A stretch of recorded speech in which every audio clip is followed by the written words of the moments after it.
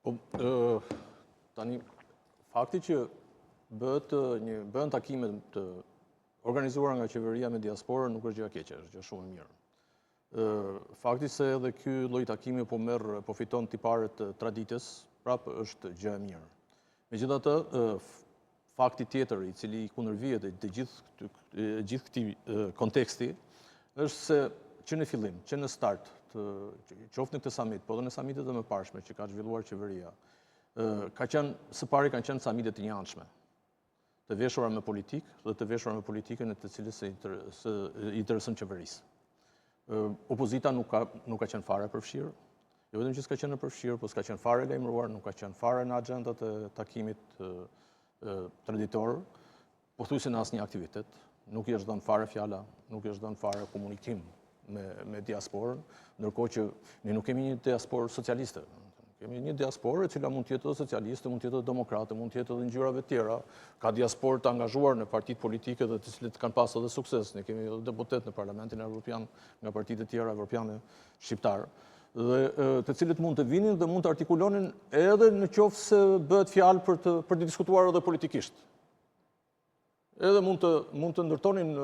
edhe urat e një komunikimi i cili mendoj se është një komunikim i domosdoshëm, edhe ai politik midis Shqipërisë dhe diasporës. Për shkak se duket qartë që gjithë narrativa politike në Shqipëri është shumë mbledhur tek vetja, dhe përveç se është shumë mbledhur tek vetja, e ka të vështirë të ndërtojë disa nivele të komunikimit. Dhe pothuajse ka ngelur në këtë nivelin e komunikimit opozit, qeveri opozit, ose qeveri me veten, dhe po ka nevojë që gjithsesi të kemi një shpërndarje të tematikeve, po edhe një shpërndarje të këndvështrimeve, të cilat mund të ishin interesante, ndoshta mund të ishin edhe mund të akumulonin diçka në politikën shqiptare, po edhe mund të frymëzonin diçka në politikën shqiptare. Kjo e para. E dyta, ky summit me aq sa u kuptua nga agenda, synonte që t'i kthente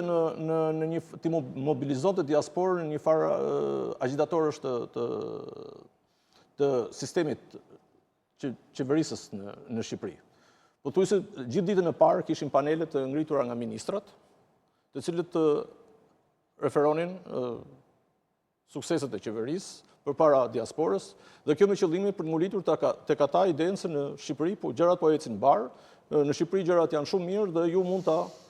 ta përshpëritni këtë situatë edhe atje ku jeni. Dhe në fakt njerëzit që kanë ardhur këtu tek samiti i diasporës, disa prej tyre kanë agjendat e tyre personale, të cilat janë agjendat që prekin edhe nivelet të ndryshme të politikës dhe të biznesit në ato vende ku punojnë dhe ku jetojnë. Për shkak se disa prej tyre janë edhe emra të njohur, qoftë emra në shkencë, qoftë emra në art, apo edhe